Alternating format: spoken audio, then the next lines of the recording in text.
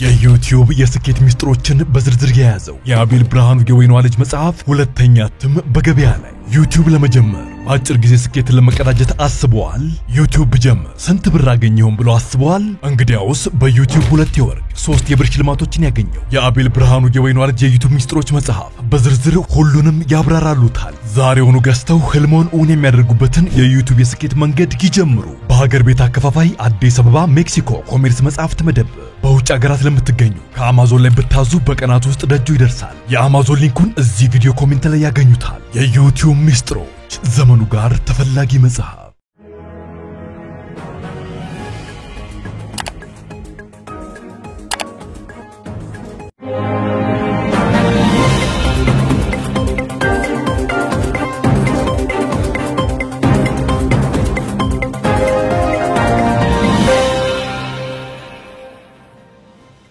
ጤና ይስጥልኝ ክቡራትና ክቡራን የዩቲዩብ ቻናል ቤተሰቦች የሰዓቱን አጭር መረጃ ይዤ ቀርብ ያለው እስከ ፍጻሜ አብራችሁኝ ቆዩ።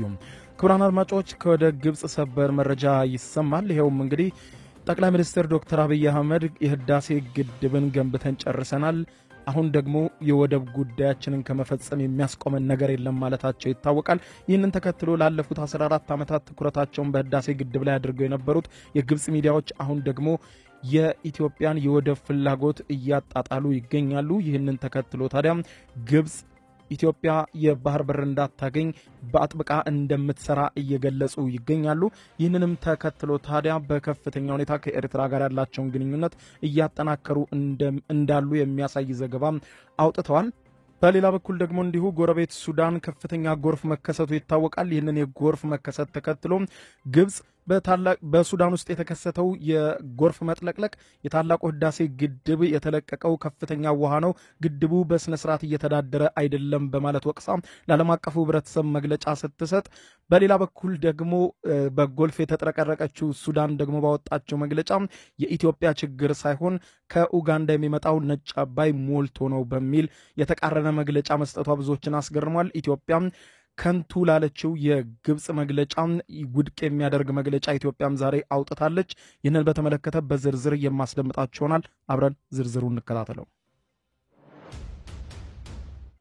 በቅድሚያም ላለፉት ከ10 ዓመታት በላይ ትኩረታቸውን በታላቁ የኢትዮጵያ ህዳሴ ግድብ ላይ አድርገው የከረሙት የግብጽ ሚዲያዎች አሁን ደግሞ ወደ ኢትዮጵያ የወደብ ፍላጎት መዞራቸው ተሰማ።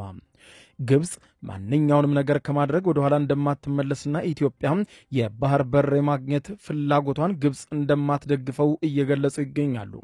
ኢትዮጵያም በከፍተኛ ሁኔታ የህዳሴ ግድብ ግንባታን ካጠናቀቀች በኋላ ትኩረቷን ወደ ቀይ ባህር ወደብ ማድረጓን የወደብ ተደራሽነት ለማግኘት የምታደርገውም ጉዞ በከፍተኛ ሁኔታ እየቀጠለችበት መሆኑን ያነሱት የግብጽ ሚዲያዎች ሀገሪቱ ለባህር በር ፍላጎቷን በኤርትራ አሰብ ላይ ፍላጎቷን አሳይታለች ሲሉ በተለይም ደግሞ ጠቅላይ ሚኒስትር ዶክተር አብይ አህመድ ኢትዮጵያ የአሰብ ወደብን ያጣችበትን አጋጣሚ የታሪክ ስህተት ሲሉ በመጥራት ወደቡን ለኢትዮጵያ የማስመለስ እቅድና ፍላጎት እንዳላቸው አንጸባርቀዋል ብለዋል። ይህም ኢትዮጵያም በቀጠናው ካሉ ጎረቤት ሀገራት ጋር ያላትን ግንኙነት ይሸረሽራል በማለት የሚገልጹት የግብጽ ሚዲያዎችም በዘገባዎቻቸው የኢትዮጵያን የባህር በር ፍላጎት በመንቀፍ ኤርትራን ሲያወድሱና ኤርትራን እንደ ወዳጅ ሀገር ሲያሳዩ ታይተዋል። ከዚህም ባሻገር በተለይም ኢትዮጵያ ደጋግማ እንደምታነሳው ኤርትራ ከታሪካዊ የኢትዮጵያ ጠላት ከሆነችው ግብጽ ጋር አላግባብ ግንኙነት መመስረትና የኢትዮጵያን እድገት የመግታት ወይም እክል የመሆን እርምጃዋን መቀጠሏን ማሳያ ነው ተብሏል። ለግብጽ ሁለት ጉዳዮች የደም ስራችን ያክል አሳሳቢ ናቸው የሚሉት የግብጽ ሚዲያዎችም የአባይ ወንዝና የቀይ ባህር ጉዳይ እጅግ ወሳኝ መሆናቸውን ጠቅሰው ኢትዮጵያ የቀይ ባህር ታሪካዊ ተደራሽነት እንደነበራት በማንሳት ኢትዮጵያ የባህር ኃይሏን እስከ ማፍረስ የደረሰችው ከኤርትራ ጋር መገንጠሏን ተከትሎ እንደነበር አስታውሰው፣ ይሁንና ኢትዮጵያ በድጋሚ የባህር ኃይሏን በማደራጀት የባህር ኃይል ይዛ ወደ ቀይ ባህር ለመውጣት የምታደርገው ጥረት ለኛ ለግብጻውያን አደገኛ ስለሆነ ልንከላከለው ይገባል ሲሉ በግልጽ በትንታኔያቸው ምሽቱን አሰምተዋል። በቀይ ባህር ላይ የባህር ኃይሏን ማስፈር የማይቻል ነው ለኢትዮጵያ ሲሉ መቃወማቸው የዘገቡት መገናኛ ብዙሃኖችም፣ ይሁንና ይህ የኢትዮጵያ አካሄድ አዲስ አይደለም። ሀገሪቱ ይህንን ስታስብም ከተለያየ ሀገራት ማለትም ከፈረንሳይ ከሩሲያና ቱርክን ጨምሮ የባህር ኃይል አሰልጣኞችና ከተለያዩ ሀገራት በማምጣት የባህር ኃይሏን ስታደራጅና ስታሰለጥን መቆየቷንና የባህር ተደራሽነትን ለማግኘት ጅቡቲና ኬንያን ጨምሮ በምስራቅ አፍሪካ ባሉ ሀገራት በራቸውን ስታንኳኳ ቆይታለች ብሏል። ኢትዮጵያ አሁን ላይ የባህር በር ማግኘት ብቻም ሳይሆን የባህር ኃይል በባህር ኃይሏ በኩል እንዴት ወደ ቀይ ባህር መምጣት እንደምትችል በከፍተኛ ሁኔታ እየሰራችበት መሆኑን የባህር ኃይሏን በድጋሚ ለማደራጀት የሄደችበትን ርቀት ማየት ይበቃል የሚሉት የግብፅ ሚዲያዎች ለጠቅላይ ሚኒስትር ዶክተር አብይ አህመድ የሀገሪቱን ደህንነት በተለይም አዲስ የተገነባውን ሲሉ የጠሩትን የህዳሴውን ግድብ ደህንነት ከማስጠበቅ አኳያም በባህር ኃይል ረገድ የጀመሩትን ሂደት አግባብ የሚመስል መሆኑን በመግለጽ ለአንድ ሀገር በባህር ኃይል የባህር ተደራሽነትና የባህር ኃይል ማደራጀት ተገቢ ብቻ ሳይሆን ወሳኝ ጥያቄ እንደሚሆንና አሁን ባለው ሁኔታ በኢትዮጵያና ግብፅ መካከል እንኳን ጦርነት ቢፈጠር ለግብፅ አጭር ርቀት የሚወነጨፉ ሚሳኤሎችን ብቻ በመጠቀም ከቀይ ባህር ጥቃት ለመፈጸም እንደሚያስችላት ጠቅሰው ከደህንነት አንጻር የኢትዮጵያን የቀይ ባህር በር ተደራሽነት ጥያቄ ትክክል ቢመስልም ግብፅ ግን ይህንን እንደማትፈቅድ አያይዘውም አስታውቀዋል ብለዋል። የህዳሴው ግድብ ግንባታ የኢትዮጵያን የአባይ ወንዝ ተጠቃሚነት ለዓመታት ስትቃወም የዘለቀችው ግብፅ አሁን ደግሞ ኢትዮጵያ በቀይ ባህር ላይ የተደራሽነት ለማግኘት ያነሳችውን ወሳኝ ጥያቄ ተከትሎ ጥያቄው በተለይም በቀይ ባህርና በስዊዝ ካናል ከፍተኛ ተጠቃሚነት ለምታገኘው ግብፅ ከፍተኛ ስጋት የሚፈጥር ነው ስትል ኢትዮጵያ በተለይም በኤርትራ በኩል የባህር በር ተደራሽነትን እንዳታገኝ ከኤርትራ ጋር ትብብር እስከ ማድረግ መድረሷን የገለጹት የግብፅ ሚዲያዎች ሲያነሱም ቆይታቸው የሚታወስ ቢሆንም ከዚህ ቀደም የኤርትራው መሪ ኢሳያስ አፈወርቂ ግብፅ የምታደርገውን ትብብርና ድጋፍ የቀጠናውን ጎረቤት ሀገራት ለመደገፍ እንደ ኤርትራ ራሷን ችላ እንድትቆም ሳይሆን የራሷን አካባቢያዊ ተጠቃሚነትና ጫና ለመፍጠር ነው በሚል ጠንካራ አስተያየት መሰንዘራቸው የሚታወስ ቢሆንም ከኢትዮጵያ ጋር ያላቸው ግንኙነት መሻከሩን ተከትሎም ፕሬዝደንት ኢሳያስ አፈወርቂ አሁንም ወደ ቀድሞ አጋራቸው ወደ ግብፅ መመለሳቸው እየተዘገበ ይገኛል። በዚህ እንዳለ በሱዳን የአባይ ወንዝ ሞልቶ በከፍተኛ ሁኔታ መጥለቅለቅ ከተከሰተ በኋላ ግብፅ በሱዳን ጎርፍ አስከትሏል በሚል የህዳሴ ግድብን ስትከስ ተደምጣለች። የኢትዮጵያ መንግስት ህዳሴ ግድብ በሱዳን ጎርፍ አስከትሏል በሚል በግብፅ የቀረበውን ክስ የኢትዮጵያ መንግስት በይፋ ውድቅ አድርጎ ዛሬ ረፋድ ላይ መግለጫ ሰጥቷል። የውሃና ኢነርጂ ሚኒስትር ግብፅ ህዳሴ ግድቡን በአግባቡ ባለመተዳደሩ ምክንያት የተለቀቀው ከፍተኛ ውሃ በሱዳን ጎርፍ አስከትሏል በማለት ያወጣችው መግለጫ በሐሰት የተሞላና ተንኮላዘል በማለት ውድቅ አድርገውታል። ታላቁ የኢትዮጵያ ህዳሴ ግድብ ባይኖር ኖሮ ባለፉት ወራት በኢትዮጵያ ደጋማ ቦታዎች ላይ የታየው ከፍተኛ ዝናብ ሱዳንና ግብፅ ውስጥ በሰው ህይወትና በመሰረተ ልማት ላይ ታሪካዊ የሚባል ከባድ ውድመት ያደርስ ነበረ በማለት ገልጸው እንዲሁም የህዳሴ ግድቡ በመገንባቱ ግብፅና ሱዳን ከመጥለቅለቅ ዘንድሮ ተርፈዋል ብለዋል። የውሃና ኢነርጂ ሚኒስትር ዛሬ ቅዳሜ መስከረም 24 2017 ከሰዓታት በፊት ባወጣው መግለጫ ግብፅ በሐሰት የተሞላ በቅራኔ የሞላበትና የተዛባ ረዥም መግለጫ አውጥታለች ሲል ከሷል። የግብፅ የውሃ ሀብትና የመስኖ ሚኒስትር ከዚህ ቀደም ያወጣው መግለጫ ዓለም አቀፉ ማህበረሰብ ሆን ብሎ ለማሳሳት እንዲሁም ሐሰተኛ የተጎጂነት ትርክትም ለመፍጠር ያለመ በመሆኑ ኢትዮጵያ ይህንን አትቀበለውም ሲል ውድቅ አድርጓል። ግብፅ ትናንትና አርብ መስከረም 23 ባወጣቸው መግለጫ የህዳሴ ግድብ ህገወጥ ነው ስትል የጠራችው ሲሆን የግድቡ አስተዳደርም በወሰደው ግድ የለሽነት እርምጃ የተነሳ ኢንዱስትሪያል ጎርፍ ተከስቷል በማለት ከሳለች። የግብፅ መግለጫ ኢትዮጵያ የህዳሴ ግድብ ምረቃ ቀን ውሃ በከፍተኛ ሁኔታ ከግድቡ እንዲወጣ አድርጋለች፣ ከሚጠበቀው በላይ መጠን ውሃ ይዛ ነበረ በማለት ወንጅሏል። ምረቃው በተከናወነ ማግስት የግድቡ አስተዳዳሪዎች በአንድ ቀን ውስጥ 485 ሚሊዮን ሜትር ኪዩቢክ የደረሰ ከፍተኛ መጠን ያለው ውሃ ለመልቀቅ ወስነው ነበር ብሏል። ይህና በቀጣዮቹ ቀናትም የታየው የውሃ አለቃቀቅ የግድቡ አስተዳደር ቁጥጥር የሌለበትና የዘፈቀደ ነው በማለት ግብፅ ከሳለች። ይህ የኢትዮጵያ ድንገተኛ ውሃ አለቃቀቅ ከሌሎች ምክንያቶች ጋር ተዳምሮ በሱዳን የእርሻ መሬቶችንና በርካታ መንደሮችን አጥለቅልቋል ብሏል።